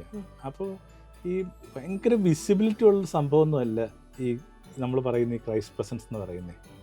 അതിങ്ങനെ ഇതിൻ്റെ പുറകിൽ കിടപ്പുണ്ട്, അല്ലെങ്കിൽ ഇതിൻ്റെ അടിയിൽ കിടപ്പുണ്ട് എന്ന് പറയാൻ പറ്റുന്ന രീതിയിലുള്ള ഈ ഡയറക്റ്റ് ഒരു യേശു ചരിതം എന്നതിനേക്കാൾ കൂടുതലായിട്ട് യേശുവിനെ ഓർമ്മിപ്പിക്കുന്ന മനുഷ്യരുടെ കഥ പറയുന്നതായിരിക്കും കുറച്ചുകൂടി ഒരു ഭംഗിയുള്ള ക്രിസ്തു വായന. അർത്ഥത്തിൽ ഞാൻ വിചാരിക്കുന്ന ഈ നാട്ടിൽ വന്നിട്ടുള്ള ഏറ്റവും നല്ല ക്രിസ്തു കേന്ദ്രീകൃതം വിചാരിക്കാവുന്ന സിനിമ എന്ന് പറഞ്ഞ എസ്തപ്പാനാണ്. അതിൻ്റെ പുതിയ പ്രിൻ്റൊക്കെ ഇപ്പോഴും അവൈലബിൾ ആണ്. ഇങ്ങനെ എല്ലാം ഇപ്പോൾ പുതിയ സർക്കാരിൻ്റെ ഒരു സംഭവം കൊണ്ടൊക്കെ എല്ലാ ചിത്രങ്ങളും ഇപ്പോൾ പുതുക്കി വന്നിട്ടുണ്ട്. എസ്തപ്പാൻ എന്നൊക്കെ പറയുന്നത് എന്തൊരു വർത്തായ പടമാണെന്നറിയാമോ. ഇങ്ങനെ അതിനകത്ത് അഭിനയിച്ചിരിക്കുന്നത് കാക്കനാടൻ എഴുത്തുകാരനായ കാക്കനാടൻ്റെ അനുജൻ രാജൻ കാക്കനാടാണ്. പുള്ളി ചിത്രകാരനും ഒരു ഹിമവാൻ്റെ സന്നിധിയിൽ എന്ന് പറഞ്ഞാൽ ആദ്യത്തെ പ്രധാനപ്പെട്ട യാത്രാവിവരങ്ങൾക്ക് വന്ന് എഴുതിയ ഒരാളാണ്. ഈ പറഞ്ഞൊരു സംഭവമാണ്. ഒരു കടലോര ഗ്രാമത്തിനകത്ത് ഇത്തിരി എന്ത് ചെയ്യുന്നുണ്ട്, ഡിഫറൻ്റായിട്ട് നടക്കുന്നൊരു മനുഷ്യൻ ചെയ്യുന്ന കാര്യങ്ങൾക്കൊക്കെ ഈ ഒരു നിഴൽ വന്ന് വീഴുന്നുണ്ട്, യേശുവിൻ്റെ നിഴൽ. അങ്ങനത്തെ സംഭവമുണ്ട്. ബൈബിളിൽ ഈ നടപടി പുസ്തകത്തിലൊക്കെ വായിച്ച് കേൾക്കുന്നുണ്ട്. പത്രോസ് നടന്നു പോകുമ്പോൾ പത്രോസിൻ്റെ നിഴൽ കിട്ടാൻ വേണ്ടി രോഗികൾ കടന്നിരുന്നു പറയുന്നത്. പത്രോസിൻ്റെ നിഴലിന് പ്രത്യേകിച്ച് പ്രസക്തിയൊന്നുമില്ല. പക്ഷെ പത്രോസ് ആരെയാണ് ഹോൾഡ് ചെയ്യുന്നത്, അയാളുടെ നിഴൽ വന്ന് വീഴുന്നത്. അത് കണക്ക് മിക്കവാറും എഴുതപ്പെട്ടുള്ള പുസ്തകങ്ങൾക്കകത്തും ചലച്ചിത്രങ്ങൾക്കകത്തും നല്ല സംഭാഷണങ്ങൾക്കകത്തും ഒക്കെ ഇങ്ങനെ യേശുവിൻ്റെ നിഴൽ കിടപ്പുണ്ട്. അതുകൊണ്ട് ഏത് ഇങ്ങനെ യേശു കേന്ദ്രീകൃതം അല്ലെന്ന് വേർതിരിക്കാൻ പറ്റാനാവാത്ത വിധത്തിൽ അതൊറ്റ യൂണിറ്റാണ് ഞാൻ വിചാരിക്കുന്നത്. അപ്പോൾ അത്തരം ഒരു സിനിമ കാണണമെന്ന് ഉള്ളവരുണ്ടെങ്കിൽ അച്ഛൻ സജസ്റ്റ് ചെയ്ത് ഏത് മൂവി ആയിരിക്കും? എനിക്ക് ഇപ്പോഴത്തെ ചോസൻ എന്ന് പറഞ്ഞൊരു സീരീസ് ഉണ്ട് അല്ലേ, അത് എനിക്ക് തോന്നുന്നത് വളരെ മോഡേൺ ആയിട്ടുണ്ട്. അതിൻ്റെ ഒരു കൺസെപ്റ്റുകൾ കാര്യം 2000 വർഷങ്ങൾക്ക് മുടക്കുന്ന നമ്മൾ പറയുന്ന കണക്ക് എന്ത് ചെയ്യുന്നുണ്ട്, ഒരു ഹിസ്റ്റോറിക് ആയിട്ടൊരു ചിത്രത്തിൻ്റെ ഒരു റീവിസിറ്റ് ആണെന്ന് പറഞ്ഞാൽ പോലും ഈ കൺസെപ്റ്റുകൾ വളരെ മോഡേൺ ആണ്. അപ്പോൾ അതിനകത്തൊരു കുഞ്ഞു ഉദാഹരണത്തിനായിട്ട് അതിനകത്തൊരു യേശു തിരഞ്ഞെടുക്കുന്ന 12 ശിഷ്യന്മാരൊരാൾ മാത്യു ആണെന്ന് തോന്നുന്നു. മാത്യു ഓട്ടിസ്റ്റിക്കാണ്. നമ്മൾ ഒരിക്കലും അങ്ങനെ ഒരു ഭാവന പണ്ടില്ലായിരുന്നല്ലോ അല്ലേ. ഒരു ഇൻക്ലൂസീവ്നെസ് എന്നൊക്കെ പറയുന്നത് ഒരു മോഡേൺ ആയ ഒരു വിചാരം ഇൻക്ലൂസീവ്നെസ് എന്ന് പറയുന്നത്. നമ്മൾ ഇങ്ങനെ ഒരു ഫ്രഞ്ച് ഫിലോസഫർ പറയുന്ന കണക്ക് man is A new invention. മനുഷ്യൻ പണ്ടും ഉണ്ടായിരുന്നു, പക്ഷേ ഇപ്പം നമ്മൾ മനുഷ്യൻ എന്ന് പറയുന്ന ഒരു പുതിയ കണ്ടുപിടുത്തം അല്ലേ. ഒരു 40-40 വർഷം മുമ്പ് വരെ മനുഷ്യൻ എന്ന് പറഞ്ഞിരുന്ന കാര്യങ്ങളല്ല ഇപ്പം നമ്മൾ പറയുന്ന മനുഷ്യൻ. അപ്പോൾ ആ ഒരു ന്യൂ ഇൻവെൻഷൻ എന്ന നിലയിൽ ഈ എല്ലാ കാര്യങ്ങൾക്കകത്തും ചെറിയ ചെറിയ ഭംഗിയുള്ള വ്യതിയാനങ്ങൾ ഈ മനുഷ്യൻ വരുത്തിയിട്ടുണ്ട്. അയാൾ ഇങ്ങനെ ഓട്ടിസ്റ്റിക് ആയതുകൊണ്ട് തന്നെ അയാൾക്കിങ്ങനെ എല്ലാ കാര്യങ്ങളും അറിയണം. ഓട്ടിസം എന്ന് പറയുന്നത് ഒരു മോശം കാര്യമല്ല കേട്ടോ. ഇങ്ങനെ അതിങ്ങനെ അവസ്ഥ എന്ന് പറയുമ്പോൾ നെഗറ്റീവ് ഒരു അവസ്ഥ പോലും അല്ല എന്ന് പറയുന്നത്. ചിട്ടയുള്ള മനുഷ്യർ, ശാഠ്യങ്ങളുള്ള മനുഷ്യരൊക്കെ ഒരു ഓട്ടിസത്തിൻ്റെ തന്നെ ഒരു സ്പെക്ട്രത്തിൽപ്പെടുന്ന ആൾക്കാരാണ്. നമ്മൾ ഇങ്ങനെ എന്തെങ്കിലുമൊക്കെ ഒരു കാര്യം ചെയ്യാൻ പറ്റാതെ നിൽക്കുന്ന കുഞ്ഞുങ്ങൾക്ക് വേണ്ടി മാത്രം ആ വാക്ക് ഉപയോഗിക്കുന്നത്. ഒരു പെർട്ടിക്കുലർ ട്രാക്കിലൂടെ ഈ കൺവേറിൽ എന്ന കണക്ക് സഞ്ചരിക്കാൻ വിളിക്കുന്ന വാക്കാണ് ഈ ഓട്ടിസ്റ്റിക് എന്ന് പറയുന്നത്. അപ്പോൾ അതിൻ്റെ ഷെയ്ഡ് എല്ലാവരിലും ഉണ്ട്. എല്ലാവരും ഓട്ടിസ്റ്റിക്. 9 മണിക്ക് മീര ഓഫീസിലുണ്ടാവണമെന്ന് മീരയുടെ ഒരു ഓഫീസർ അല്ലെങ്കിൽ ജോലി ചെയ്യുന്ന ഒരു സ്ഥലത്തെ ഫാമിലി ഒരാൾ പറയുന്നെങ്കിൽ 9:02 വരുന്ന മീരയോട് ശടിക്കുന്നതിൻ്റെ അർത്ഥം ഈ കൺവേർ സിസ്റ്റം ഉള്ളതുകൊണ്ടാണ്. അതിനപ്പുറം ഒരു കാര്യം ചിന്തിക്കാൻ പറ്റത്തില്ല. അപ്പോൾ അത്രേ ഉള്ളൂ അതിനകത്ത്. അല്ല ഒരു മോശമാക്കുന്ന അല്ലെങ്കിൽ എന്തെങ്കിലും നെഗറ്റീവ് സ്റ്റേറ്റിലല്ല ഞാൻ ഈ പറയുന്നത്. അപ്പോൾ ഇങ്ങനെയുള്ള ചില ഇൻക്ലൂഷൻ എന്ന് പറയുന്നൊരു സംഭവം ഇതേ നടത്തുന്നുണ്ട്. അത് വെറുതെ ഓരോന്നും എടുത്ത് കണ്ടു കഴിഞ്ഞാൽ ചിലപ്പോൾ നല്ലതായിരിക്കും തോന്നുന്നു. അതിനകത്തൊരു കാര്യം കൂടി ഉണ്ട്. ഈ 12 അപ്പോസ്തലന്മാരിൽ ഒരാൾക്ക് കാലിന് വയ്യ, അവർക്കൊരു മുടന്തുണ്ട്. അപ്പോൾ നോക്കുമ്പോൾ യേശു ഇങ്ങനെ കുറേ പേരെ സൗഖ്യപ്പെടുത്തിക്കൊണ്ടിരിക്കുകയാണ്. ആ കൂട്ടത്തിൽ മുടന്തരുണ്ട്, അന്ധരുണ്ട്, ബധിരരുണ്ട്. ഇവർക്കൊക്കെ പാട്ടും സംഗീതവും നൃത്തമൊക്കെ യേശു തിരിച്ചു കൊടുക്കുമ്പോഴേക്കും ഇയാൾ പതുക്കെ യേശുവിനോട് ചോദിക്കുന്നൊരു ചോദ്യമുണ്ട്, എൻ്റെ കാര്യം എങ്ങനെയാണ്? ദേശത്തുള്ള മുഴുവൻ പേര് സൗഖ്യപ്പെടുത്തുന്നുണ്ടല്ലോ, അപ്പോൾ എൻ്റെ കാര്യം എന്താ? യേശു ആളെ നിങ്ങൾ വളരെ വാത്സല്യം നോക്കിയിട്ട് പറഞ്ഞൊരു കാര്യമുണ്ട്, യാക്കോബേ, നിനക്ക് ഈ ഒരു പ്രശ്നം ഉള്ളത് കൊണ്ട് ഒരു ഗുണമുണ്ട്. എന്താണത്? നീ ഒരാൾ മാത്രമാണ് ഇപ്പോൾ എന്ത് ചെയ്യുന്നുണ്ട്, സാധാരണ മനുഷ്യരോട് നടക്കുന്നത്. മക്കൾക്ക് എന്ത് സ്പീഡാണ്ട, എത്തുന്നില്ല, ഓടിയാണ്. അപ്പോൾ ഈ എന്തെങ്കിലും തരത്തിലൊക്കെ ഒരു ബുദ്ധിമുട്ടുള്ള ആൾക്കാരുടെ കൂടെ നടക്കുന്നത് ഇപ്പോൾ ഇയാൾ മാത്രമേ ഉള്ളൂ. അതിൻ്റെ അകത്തുനിന്ന് ഈ സീൻ കട്ട് ചെയ്ത് പോകുന്നത് വല്ലാത്തൊരു കാഴ്ചയിലോട്ടാണ്. ഈ മുടന്തനായ യാക്കോബ് വേറൊരു മുടന്തുള്ള മനുഷ്യനെ സൗഖ്യപ്പെടുത്തി. അതൊക്കെ എന്തൊരു നല്ല ദൂതാവാസത്തിൽ. നമ്മൾ പലപ്പോഴും വിചാരിക്കുന്നുണ്ട് മറ്റുള്ളവരുടെ ജീവിതത്തിൽ ഇടപെടണമെങ്കിൽ you have to be a very perfect person. അതല്ല, തകർന്ന മനുഷ്യർക്ക്, ഊനിപ്പോയ മനുഷ്യർക്കൊക്കെ തങ്ങളുടെ കാലത്തിനകത്ത് ഇടപെടാനും അതിനെ ഭേദപ്പെടുത്താനും പറ്റും. Even a wounded person can heal. ഇപ്പം അച്ഛൻ സൂചിപ്പിച്ചതുപോലെ തന്നെ ആളുകൾ ഇങ്ങനെ ഓടിക്കൊണ്ടിരിക്കുകയാണ്. ഇപ്പം അദ്ദേഹത്തെ പോലെ മുടന്തുള്ള ഒരാൾ മറ്റുള്ളവർക്കൊപ്പം, സാധാരണ നടക്കുന്നവർക്കൊപ്പം നടക്കാൻ പറ്റുന്നുണ്ട്. പക്ഷേ കുറേ ആളുകൾ ഓടിക്കൊണ്ടേയിരിക്കുകയാണ്. എന്ന് പറഞ്ഞാൽ ഈ ഒരു ഡിജിറ്റൽ കാലഘട്ടത്തിൽ, പ്രത്യേകിച്ച് ഈ AI കാലഘട്ടത്തിലൊക്കെ നമ്മുടെ വിശ്വാസം, നമ്മുടേതായിട്ടുള്ളൊരു തനതായിട്ടുള്ള ആചാരാനുഷ്ഠാനങ്ങൾ, വിശ്വാസങ്ങൾ, ഒരു ദൈവിക ചൈതന്യം, ഒരു പോസിറ്റീവ് എനർജി, അതൊക്കെ നഷ്ടപ്പെടുന്നതായിട്ട് ഫീൽ ചെയ്യുന്നുണ്ടോ അച്ഛന്? ഇതൊന്നും തോന്നുന്നില്ല. ഇങ്ങനെ അതൊക്കെ നഷ്ടപ്പെടുന്നൊക്കെ ആൾക്കാർ പറയുമ്പോൾ ഞാൻ ആലോചിക്കുന്നത് വേറെ ഏതോ നാട്ടിൽ നടക്കുന്നതാണെന്ന് വിചാരിക്കുന്നുള്ളൂ. കാരണം എല്ലാ കാര്യങ്ങളും കുറേ കൂടി ആഴത്തിലൊക്കെ മനുഷ്യർ ജീവിക്കുന്നുണ്ട്, ഭംഗിയായിട്ട് ജീവിക്കുന്നുണ്ട്. ഒരു കുഞ്ഞു ഉദാഹരണത്തിനായിട്ട് ഇപ്പോൾ ചങ്ങനാശ്ശേരി തന്നെ എന്താ പറയുന്നത്, നമ്മൾ വളരെ അടുപ്പവും സ്നേഹമുള്ള കുറച്ച് പേര് കൂടി ചേർന്നിട്ടൊരു അഞ്ചപ്പം എന്ന് പറഞ്ഞൊരു ഒരു കാര്യം ചെയ്യുന്നുണ്ട്. ഈ അഞ്ചപ്പത്തിനകത്തൊക്കെ ഈ വോളണ്ടിയേഴ്സ്, ഇത്രയും വോളണ്ടിയേഴ്സ്, ഈ ചുറ്റുപാടുള്ള കച്ചവടക്കാരുടെ സഹായം, ഇതൊക്കെ എനിക്ക് തോന്നുന്നില്ല ഒരു 20 വർഷം മുമ്പ് സാധ്യമായിരുന്നു. ഇത്രയും പേര് അതിനകത്ത് ടൈം ഇൻവെസ്റ്റ് ചെയ്യുക, വൈകുന്നേരം വന്നിട്ട് എന്ത് ചെയ്യുന്നു, കുട്ടികൾക്ക് സിനിമ കാണിച്ചു കൊടുക്കുക. ഈ ലോകം ഏതെങ്കിലും തരത്തിൽ മോശപ്പെടുന്നു എന്ന് പറയുമ്പോൾ എനിക്കത് പിടുത്തം കിട്ടില്ല. ഇത് ഏത് ലോകത്തെക്കുറിച്ച് അവർ പറയുന്ന അറിയത്തില്ല. പക്ഷെ അതിൻ്റെ ഒരു കണ്ടെയ്നർ എന്ന് പറയുന്ന ഒരു സ്വഭാവം മാറുന്നുണ്ട്. നമ്മളെപ്പോഴും ഉപയോഗിക്കുന്ന 2 വാക്കാണ്. One is content, another is container. ഈ കണ്ടെയ്നർ മാറുന്നത് അനുസരിച്ചിട്ട് നമ്മൾ ചിലപ്പോൾ ഒരു ഭ്രമത്തിൽപ്പെട്ടു പോവുകയാണ്. ഇതിനകത്തുള്ള കാര്യങ്ങൾ മാറും. ഇത് അതേപോലെ തന്നെ നിൽപ്പുണ്ട്. അതിൻ്റെ പുതിയ പുതിയ എഡിഷൻസ് സംഭവിക്കുന്ന മാത്രമേ ഉള്ളൂ. എനിക്ക് തോന്നുന്നു ഇപ്പം ഞാനൊക്കെ പട്ടം കിട്ടി ഇപ്പോൾ 28 വർഷമാകുന്നുണ്ട്. ഒരു 94 ഡിസംബർ കണക്കൊരു സമയത്താണ് പട്ടം കിട്ടുന്നത്. ആ സമയത്ത് മനുഷ്യരെ ശ്രദ്ധിക്കാത്ത മനുഷ്യരായിരുന്നു ഞാൻ കൂടുതലും കണ്ടുകൊണ്ടിരുന്നത്. അപ്പോൾ ദൈവത്തെ ശ്രദ്ധിക്കുന്നുണ്ടായിരുന്നു, കൃത്യമായിട്ട് ആരാധനയിൽ ഏർപ്പെടുന്നുണ്ട്, സൺഡേ ക്ലാസ്സിൽ പോകുന്നുണ്ട്, കുട്ടികളെ വിടുന്നുണ്ട്. ഫസ്റ്റിൽ ഈ പറഞ്ഞൊരു ശ്രേണി, ഒരു സോർട്ട് ഓഫ് പീപ്പിൾ ഉണ്ടായിട്ട് അധികം കാലമാകുന്നില്ല. ഭയങ്കരമായ മനുഷ്യരെ ശ്രദ്ധിക്കുന്നു. അപ്പോൾ നിങ്ങളുടെ കുഞ്ഞുങ്ങളെ തന്നെ എടുക്കുക, അല്ലേ? ഇപ്പോൾ ഒരു 60 വയസ്സുള്ള ഒരാൾ അല്ലെങ്കിൽ 50 വയസ്സുള്ള ഒരാൾ, അയാൾക്ക് തന്നെ ഇത് കണ്ണുപൊട്ടിയിരിക്കുമ്പോൾ പിടുത്തം കിട്ടും. അയാളുടെ കുട്ടി അയാളെക്കാൾ കൂടുതൽ ഇമോഷണൽ ഇൻ്റലിജൻസ് ഉള്ള കുട്ടിയാണ്. ഒരു പ്രശ്നമൊക്കെ വന്നു കഴിഞ്ഞാൽ എങ്ങനെയാണ് ഇതിനെ പതുക്കെ തെന്നിച്ച് കളയാന്നൊക്കെ അവർക്ക് നന്നായിട്ട് അറിയാം. അപ്പോൾ എന്തൊരു ബെറ്ററായ കാലത്തിലാണ് നമ്മൾ ജീവിച്ചുകൊണ്ടിരിക്കുന്നത് ഞാൻ വിചാരിക്കുന്നത്. സത്യം പറഞ്ഞാൽ ഒരു തലമുറ അടുത്ത തലമുറയെ കുറ്റം പറയുന്ന രീതിക്ക് സോക്രട്ടീസിനോളം പഴക്കമുള്ള കാര്യമാണ്. യേശുവിന് മുമ്പുള്ള ഒരാളാണ്. സോക്രട്ടീസിന് എതിരായ ആരോപണം അയാൾ കുട്ടികളോട് നിൽക്കുന്നുള്ളതാണ്. അപ്പോൾ എല്ലാ കാലത്തിലെയും ഈ മനുഷ്യർ വന്ന കാലത്തെ കുറ്റം പറഞ്ഞുകൊണ്ടേയിരുന്നു. അതിനകത്തൊന്നും ഒരു കഥയില്ല. ലോകം ഭംഗിയായിട്ട് പോകുന്നു, കുറേ കൂടി മെച്ചപ്പെട്ട മനുഷ്യരുണ്ടാകുന്നു, കുറേ കൂടി ആത്മവിശ്വാസമുള്ള മനുഷ്യരുണ്ടാകുന്നു, കുറേ കൂടി ജെൻഡർ ഡിഫറൻസ് ഇല്ലാതെയാവുന്നു, അല്ലേ? ഇപ്പോൾ നാലോചിക്കുള്ളൂ, 20-22 വർഷം മുമ്പൊക്കെ ഒരു കേരളത്തിലൊരു പുരാതന ക്രിസ്ത്യൻ കുടുംബം എന്നൊക്കെ പറയുന്നതിനകത്തൊക്കെ എന്തൊക്കെ ജെൻഡർ വ്യത്യാസങ്ങളായിരുന്നു ഉണ്ടായിരുന്നത്. പെൺകുട്ടികളുടെയോ സ്ത്രീകളുടെയോ ശബ്ദത്തിന് കാര്യമായ ശ്രദ്ധയൊന്നും കൊടുത്തിട്ടൊന്നുമില്ല. മെച്ചപ്പെട്ട ലോകത്തിലേക്കുള്ള യാത്രയാണ്. അച്ഛനിപ്പോൾ ഒരുപാട് പുസ്തകങ്ങൾ എഴുതിയിട്ടുണ്ട്. അപ്പം പല കാര്യങ്ങളായിരിക്കും ഒരു പുസ്തകം എഴുതാൻ അച്ഛന് പ്രചോദനമാകുന്നത്. ഇനി ഇന്ന ഒരു തീം വെച്ചിട്ട്, അല്ലെങ്കിൽ എനിക്ക് ഇന്ന ഒരു പുസ്തകം എഴുതിയാൽ കൊള്ളാം എന്ന് ആഗ്രഹിക്കുന്നുണ്ട് അച്ഛൻ? അങ്ങനെ ഓരോ സമയത്തുള്ള നമ്മുടെ ഒരു ത്രസ്റ്റാണ്. ഇപ്പോൾ ഞാൻ എഴുതിക്കൊണ്ടിരിക്കുന്നൊരു പുസ്തകം ബുക്ക് ഓൺ ഷെയിം എന്നും പറഞ്ഞുകൊണ്ടാണ്. ഡോമിനൻറ്റ് ഇമോഷൻ ഈസ് ഷെയിം, ലജ്ജ എന്ന പേരിലായിരുന്നു. പക്ഷെ അത് ഞാൻ വിചാരിച്ചിരുന്നു ഈ ഒരു ഡിസംബറോടുകൂടി ആ പുസ്തകം പുറത്തു വരുന്നതാണ് വിചാരിച്ചിരുന്നത്, അല്ലെങ്കിൽ കംപ്ലീറ്റ് ചെയ്യാമെന്നാണ് വിചാരിച്ചതെന്ന് വെച്ചാൽ. പക്ഷെ ഇത് തൊട്ട് തുടങ്ങിയപ്പോഴേക്കും നമുക്ക് മനസ്സിലാവുന്നുണ്ട് ഇത് നമ്മുടെ കയ്യിൽ ഒതുങ്ങുന്ന ടോപ്പിക്കല്ല. ലജ്ജ എന്ന് പറഞ്ഞതല്ലേ, എന്തുമാത്രം തരത്തിലുള്ള ലജ്ജ മനുഷ്യൻ ഇടപെടുന്ന എല്ലാ കാര്യങ്ങൾക്കകത്ത്, ഇടപെടാതെ പോയ കാര്യങ്ങൾക്കകത്ത് അനുഭവിച്ച പ്രിവിലേജുകൾ എന്ത് ചെയ്യുന്നുണ്ട്, ഇതൊക്കെ ലജ്ജിക്കാനുള്ള കാരണമല്ലേ വാസ്തവത്തിൽ. ഇപ്പം എൻ്റെ ഒരു അടുപ്പമുള്ളൊരു വീട്ടിലൊരു ആൺകുട്ടി പറഞ്ഞ കണക്കാണ്, ഒരു കാര്യമില്ലാതെ വെറുതെ എൻ്റെ അടുത്ത് നിന്ന് കരഞ്ഞുകൊണ്ടിരിക്കുക.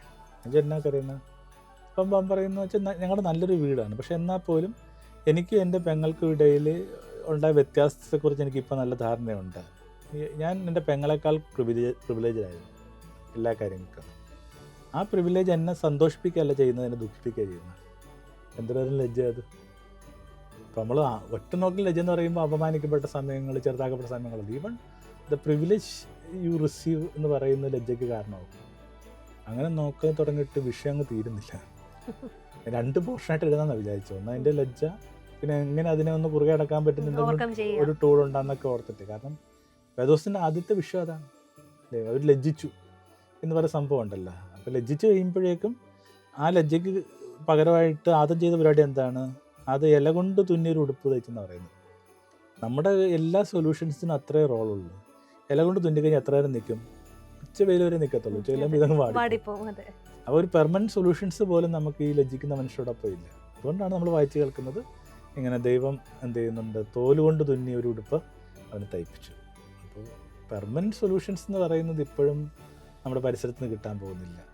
കുറച്ചുകൂടി അഗാധമായൊരു ഈശ്വരാനുഭവത്തിനോ കുറേ കൂടി ഒരു പ്രാപഞ്ചിക ബോധത്തിൽ നിന്നൊക്കെ മാത്രമേ പെർമനൻറ്റ് സൊല്യൂഷൻ ഉണ്ടാകത്തുള്ളൂ എന്ന് വിചാരിക്കും. യാത്രകൾ നമുക്ക് ഒരുപാട് നല്ല അനുഭവങ്ങൾ സമ്മാനിക്കും, കുറച്ചുകൂടെ വിശാലമാകാൻ, ആളുകളെ മനസ്സിലാക്കാനും പഠിക്കാനും പുതിയ പുതിയ കാര്യങ്ങൾ നമുക്ക് പഠിക്കാനും ഒക്കെ ഒരുപാട് അവസരങ്ങൾ നൽകുമല്ലേ. കുറച്ചുകൂടെ ഒരു തുറന്ന ചിന്താഗതിയൊക്കെ കിട്ടും എന്നാണ് തോന്നുന്നത്. ഈ 2 കാര്യങ്ങളാണ് അങ്ങനെയൊക്കെ ഞാൻ ചെറുപ്പത്തിൽ വിചാരിച്ചിരുന്നു, യാത്ര മനുഷ്യനെ മെച്ചപ്പെട്ട മനുഷ്യരാക്കുക. പക്ഷേ ഈ നാട്ടിൽ ഏറ്റവും കൂടുതൽ യാത്ര ചെയ്തുകൊണ്ടിരിക്കുന്ന 1-2 പേരുടെ സംഭാഷണം ഞാൻ ശ്രദ്ധിക്കുമ്പോഴേ ഒരു ലെയർ താഴെയില്ല അല്ലേ. വണ്ടി ഓടിച്ചുകൊണ്ട് ഇങ്ങനെ മോളിൽ കൂടി പോകുന്നത് മാത്രമേ ഉള്ളൂ അല്ലേ. അതിന് താഴെയായിട്ട് മനുഷ്യൻ്റെ അവസ്ഥ അല്ല, അങ്ങനെ ഒരു ലെയർ കൂടി ഇല്ലേ.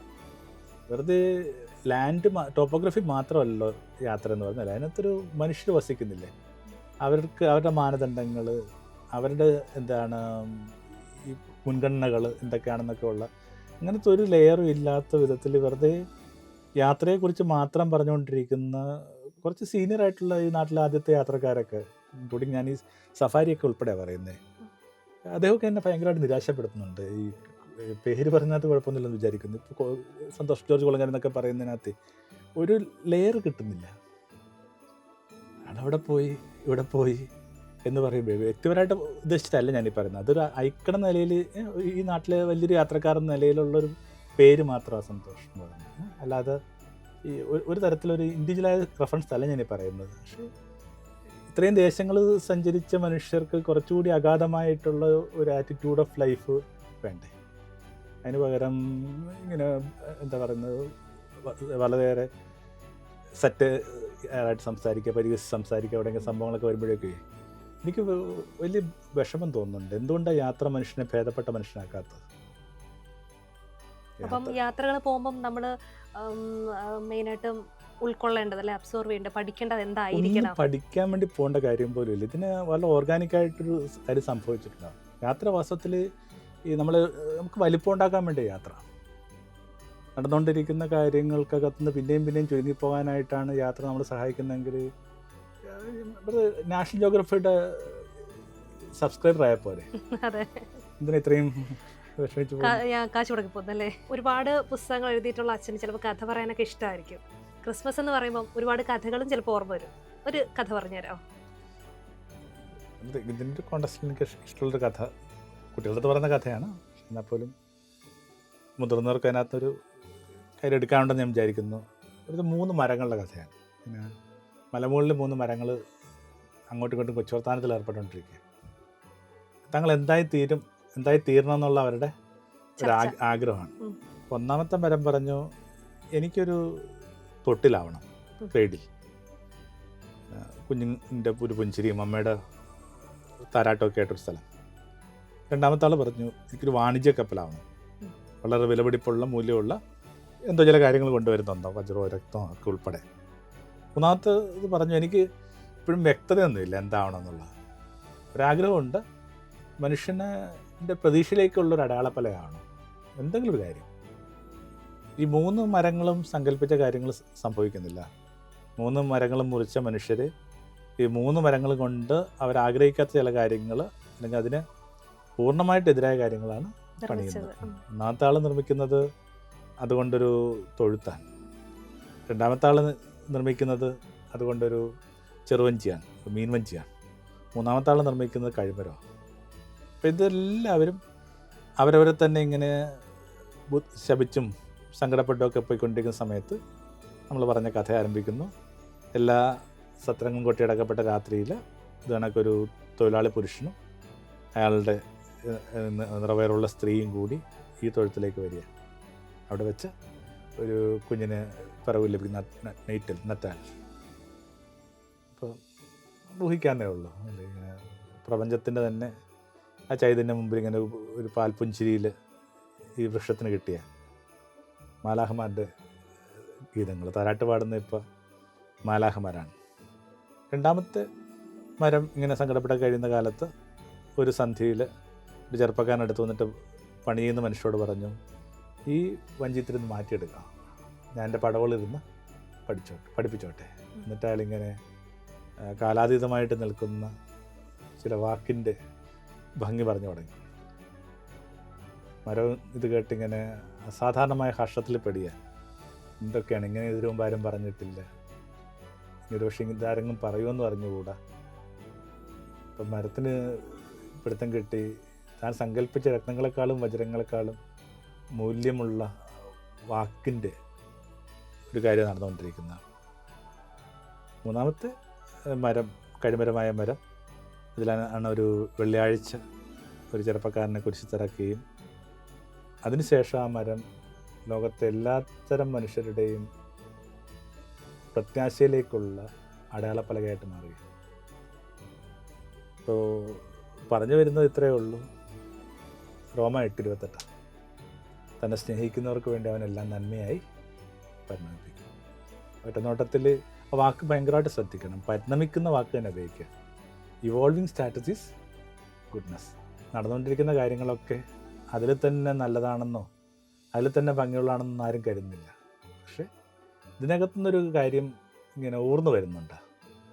ഇരുട്ട് പിഴിഞ്ഞും വെളിച്ചം വരുന്നൊക്കെയാണ് ലാറ്റിൻ അമേരിക്കൻ സിനിമകളെക്കുറിച്ചുള്ള ഒരു പൊതുവൊരു നിരീക്ഷണം. ലാറ്റിൻ അമേരിക്കൻ സിനിമകളൊക്കെ ഭയങ്കര വയലൻ്റാണ്, നമുക്ക് ചിന്തിക്കാൻ പറ്റാത്ത വിധത്തിൽ അനാർക്കിയൊക്കെ അടയാളപ്പെടുന്ന ചിത്രങ്ങളാണ്. പക്ഷേ അങ്ങനെ പഠിക്കുന്നവർ പറയുന്നത് ഈ ഇരുട്ട് പിഴിഞ്ഞാൽ അതിനകത്ത് എന്ത് വരും? വെളിച്ചം. എന്തിനകത്തുനിന്നും പിഴിയുമ്പോൾ ഒരു നന്മയും സ്നേഹവും ഒക്കെ വരുമെന്നുള്ള നമ്മുടെ ധൈര്യത്തിൻ്റെ പേരാണെന്ത്? യേശു. ക്രിസ്മസ് നൽകുന്ന സന്ദേശം, ക്രിസ്മസിൻ്റെ സന്ദേശം അത് തന്നെയായിരിക്കും. കാരണം എല്ലാ കാര്യങ്ങളും എഗെയിൻസ്റ്റ് അല്ലേ. നമ്മളിപ്പോൾ മംഗളവാർത്ത എന്ന് പറഞ്ഞൊരു കാര്യം തൊട്ട് ആരംഭിക്കും. നമുക്ക് അങ്ങനെ ഒരു ലിറ്റർജിയുടെ സീസൺ പോലും ഉണ്ടല്ലേ മംഗളവാർത്ത. ഇപ്പം ഈ ദിവസങ്ങളൊക്കെ അതിനകത്ത് അഡ്വൻ്റൊക്കെ വരുന്നതിനകത്താണ് ഈ മംഗളവാർത്ത എന്ന് പറയുന്ന സംഭവം പോലും എന്തിലാരംഭിക്കുന്നത് അല്ലേ? ഒരു സ്ത്രീയുടെ നടുക്കത്തിൽ ആരംഭിക്കുന്നത്. പലപ്പോഴും സുവിശേഷം വായിക്കുമ്പോൾ അതിങ്ങനെ ആലോചിക്കാറുണ്ട്, ഈ മേരി എന്തിനാണ് തിടുക്കത്തിൽ ഇങ്ങനെ ഓടിപ്പോയത്? മേരി എന്തിനാണ് തിടുക്കത്തിൽ ഓടിപ്പോയെന്നത് പിടുത്തം കിട്ടണമെങ്കിൽ you should imagine an unwed mother. സമൂഹത്തിൻ്റെയൊക്കെ പരിഗണനയിലില്ലാത്ത ഒരു വിവാഹം കഴിക്കാത്തൊരു അൺവെഡായ ഒരു പെൺകുട്ടി ഓർക്കുമ്പോൾ മനസ്സിലാവും മേരി എന്ന് പറയുന്നത്. അതുകൊണ്ട് തന്നെ മേരി തിടുക്കത്തിൽ ഓടിപ്പോകുന്നത്. കാരണം അവളെ പറയുന്ന കാര്യങ്ങൾ പിടുത്തം കിട്ടുന്ന ഒരൊറ്റ സ്ത്രീ മാത്രമേ ഉള്ളൂ ലോകത്ത്. അതാരായിരിക്കും? എലിസബത്ത് ആയിരിക്കും. കാരണം മേരി കടന്നു പോകുന്ന അതേ അനുഭവത്തിൻ്റെ അങ്ങേത്തലക്കിൽ നിൽക്കുന്ന സ്ത്രീയുടെ പേരാണ് എന്ത്? എലിസബത്ത്. രണ്ടുപേർക്കും തളപ്പുകൾ പാടില്ല. അപ്പോൾ തൻ്റെ കഥ വിശ്വസിക്കുന്ന ഒരു സ്ത്രീയെ തേടിയിട്ട് ഇവളിങ്ങനെ ഓടിപ്പോവുകയാണ്. ഞാൻ വിചാരിക്കുന്നു ക്രിസ്മസൊക്കെ ആയിട്ട് ബന്ധപ്പെട്ട് നമുക്ക് നമ്മുടെ ബന്ധങ്ങളിൽ സൂക്ഷിക്കാവുന്ന ഏറ്റവും വലിയ സമാധാനം എന്ന് വെച്ചെന്നാൽ people who will understand others. മറ്റുള്ളവരുടെ കഥകൾ പിടുത്തം കിട്ടുന്ന ആൾക്കാർ. കുട്ടികളുടെ കഥകളെ വിശ്വസിക്കുക, പങ്കാളിയുടെ കഥകളെ വിശ്വസിക്കുക. നമ്മുടെ എഴുത്താരൻ പറയുന്ന കണക്ക് നമ്മൾ ജീവിക്കാത്തത് കൊണ്ട് മാത്രമാണ് നമുക്കത് ഭാവനയായിട്ട് തോന്നുന്നത്. ഭാവനയേക്കാൾ വലിയ കഥ ഉണ്ട്. ഈ അസിസിലെ ഫ്രാൻസിസ് ഒക്കെ പീസ് പ്രെയർ രൂപപ്പെടാൻ പീസ് സമാധാന പ്രാർത്ഥന എന്ന് പറയുന്നത് അസിസിലെ ഫ്രാൻസിൻ്റെ അല്ല, അസിസിലെ ഫ്രാൻസിൻ്റെ അരൂപിയിൽ നിന്ന് രൂപപ്പെട്ട പ്രാർത്ഥനയാണ് എന്ത് നമ്മൾ ഈ പറയുന്ന സമാധാന പ്രാർത്ഥന. അതിനകത്ത് വളരെ പ്രധാനപ്പെട്ട കാര്യം എന്താണ്? മനസ്സിലാക്കപ്പെട്ടതിനേക്കാൾ കൂടുതൽ മനസ്സിലാക്കാൻ. പ്രധാനപ്പെട്ടൊരു ഗ്രേസായിട്ട് പ്രാർത്ഥിക്കുന്നതാണ്. എല്ലാവരും ഞങ്ങളാരും മനസ്സിലാക്കില്ല എന്നുള്ളത്. പക്ഷേ ആരെങ്കിലും നമ്മൾ മനസ്സിലാക്കണം ചിലപ്പോൾ പ്രാർത്ഥിച്ചിരിക്കും. പക്ഷേ ആ പ്രാർത്ഥനയൊക്കെ അവിടെ നിന്ന് പതുക്കെ നിർത്തിയിട്ട് ഈ മനുഷ്യരെ മനസ്സിലാക്കാനായിട്ട് ഞങ്ങൾ അനുഗ്രഹിക്കാൻ പ്രാർത്ഥിച്ചു കഴിഞ്ഞാൽ ഒരു പക്ഷേ ക്രിസ്മസിലേക്കുള്ള ഒരു ഇടനാഴി രൂപപ്പെടുകയാണ്. നിറയെ മെഴുതിരികളുള്ള ഒരു ഇടനാഴി. എനിക്ക് തോന്നുന്നത് പലപ്പോഴും ഇപ്പം നടക്കാതെ പോകുന്നത് തന്നെയായിരിക്കും പരസ്പരമുള്ള അണ്ടർസ്റ്റാൻഡിങ് വലിയ അളവിൽ. കാരണം അധികം സങ്കടങ്ങളൊന്നും പറയാത്ത ഒരാളുടെ പേരെ യേശു. അതുകൊണ്ട് തന്നെ യേശു പറഞ്ഞൊരിട്ട് അപൂർവം സങ്കടങ്ങളിലൊന്നിങ്ങനെയാണ് പീലിപ്പോസിനോട് പറഞ്ഞ സംഭവം. പീലിപ്പോസെ, ഇത്രയും കാലം ഞാൻ നിൻ്റെ കൂടെ ഉണ്ടായിരുന്നു, നീ എന്തുകൊണ്ട് തന്നെ മനസ്സിലാക്കിയില്ല. അതുകൊണ്ട് അതെല്ലാ ബന്ധങ്ങളുടെയും എൻഡ് ഓഫ് ദ ഡേ എവിടെ വേണമെങ്കിലും റെസൊണേറ്റ് ചെയ്യാവുന്ന വലിയ ഗുരുത്വത്തോടു കൂടി ഉൾക്കണക്കുള്ളിലേക്ക് വന്ന് പതിക്കാവുന്ന ഒരു ചോദ്യമാണെന്ത്, നീ എന്തുകൊണ്ട് തന്നെ മനസ്സിലാക്കിയില്ല. വിശേഷം ഇങ്ങനെ ദാമ്പത്യ ബന്ധങ്ങളൊക്കെ ഞാൻ എപ്പോഴത് ആലോചിക്കുന്നത്, ഒരു പരിഹാരം പോലെ അവർ തിരയുന്നില്ല. തൻ്റെ പുരുഷനോട് പരാതി പറയുന്ന ഒരു സ്ത്രീ എടുക്കുക, ഇതിനൊന്നും പരിഹാരമില്ലെന്നൊക്കെ അവൾക്കും അറിയാം. പക്ഷേ somebody who will understand me എന്ന് പറഞ്ഞൊരു താല്പര്യം അവിടെ ഉള്ളിൽ കിടപ്പുണ്ട്. അപ്പം അത് പലപ്പോഴും നമ്മൾ എന്ത് ചെയ്യുന്നില്ല, അഡ്രസ്സ് ചെയ്യുന്നില്ല. നമ്മൾ എന്തെങ്കിലുമൊക്കെ മനുഷ്യരെ മനസ്സിലാക്കാൻ ശ്രമിച്ചത് അവർ നമ്മുടെ അടുത്ത് നിന്ന് അകന്നു പോകുമ്പോഴാണ്, ഇല്ലാതെ പോകുമ്പോഴാണ്. കൂടെയുള്ളപ്പോൾ മനസ്സിലാവും, തീരപ്പെടുത്താൻ കിട്ടുന്നില്ല. കഴിഞ്ഞ ദിവസം ഞാൻ ഈ റിട്രീറ്റ് തരുമ്പോഴേക്കും ഒരച്ഛൻ വന്നിട്ട് കുറച്ച് നല്ല കാര്യങ്ങൾ എന്നെക്കുറിച്ച് പറഞ്ഞു, പ്രഭാഷണത്തെക്കുറിച്ച് അതിൻ്റെ രീതികളെക്കുറിച്ചൊക്കെ പറഞ്ഞു. ഞാൻ വെറുതെ ഇങ്ങനെ പുഞ്ചിരി ചെന്നപ്പോൾ അച്ഛന് തോന്നി ഞാൻ അത്രയും ഗൗരവമായിട്ട് എടുക്കുന്നില്ലെന്ന് തോന്നി. അപ്പോൾ പറഞ്ഞു, അച്ഛൻ മരിച്ചു കഴിഞ്ഞിട്ട് വന്ന് പറഞ്ഞേക്കാൻ നല്ലതല്ലേ ഇത്, ജീവിച്ചിരിക്കാൻ പറയുന്നത്. ഞങ്ങളുടെ ആശ്രമങ്ങളൊക്കെ ഇങ്ങനെയാണ്. പക്ഷേ ഇപ്പം നടക്കുന്ന അങ്ങനെയല്ലേ, മരിച്ചു കഴിയുമ്പോൾ ഒരുപാട് വാദോരാതെ സംസാരിക്കും. ഞങ്ങളുടെ ആശ്രമങ്ങളിലൊക്കെ ഒരാൾ മരിച്ചു കഴിയുമ്പോഴേക്കും ഒരു 2-3 ഷീറ്റ് അയാളുടെ നന്മയെക്കുറിച്ച് വായിച്ചുകൊണ്ടിരിപ്പുണ്ടാകും. മടങ്ങളിലൊക്കെ ഞാൻ കണ്ടിട്ടുണ്ട്. അതിൽ ഏതെങ്കിലും ഒരു കാര്യം അയാൾ ജീവിച്ചിരുന്നപ്പോൾ പറഞ്ഞിരുന്നെങ്കിൽ കൂടുതൽ അതിൻ്റെ സന്തോഷത്തിൽ കുറച്ചുകൂടി ജീവിച്ചേനെ. അതെ, ഒരു ഹാപ്പിനെസ് കൂടുതൽ കിട്ടിയേനെ. അപ്പം ഇതൊക്കെയാണ് നമുക്ക് ക്രിസ്മസ് നൽകുന്ന ഒരു നല്ല മെസ്സേജ് അല്ലേ? ക്രിസ്മസിൻ്റെ മെസ്സേജിന് ഒരു കാലത്തും മാറ്റം ഉണ്ടാകുന്നില്ല. ഇപ്പം നമ്മൾ പറഞ്ഞതൊക്കെ അതിൻ്റെ എന്ത് ചെയ്യുന്നുണ്ട്, ചെറിയ ചെറിയ തളിർപ്പുകൾ മാത്രമാണ്. അടിസ്ഥാന മെസ്സേജ് ഒരിക്കലും മാറുന്നില്ല. എന്താണത്? Glory to God, peace to men. ഏത് മനുഷ്യരാണ് കൃത്യമായിട്ട് പറയുന്നുണ്ട്, men of good will. Thank you. അപ്പം ഇതൊക്കെയാണ് നമ്മുടെ ക്രിസ്മസ് വിശേഷങ്ങൾ. എന്തായാലും anyway thank you so much അച്ഛാ. കാണാൻ പറ്റി, സംസാരിക്കാൻ പറ്റി, കുറച്ച് സമയം സ്പെൻഡ് ചെയ്യാൻ പറ്റി.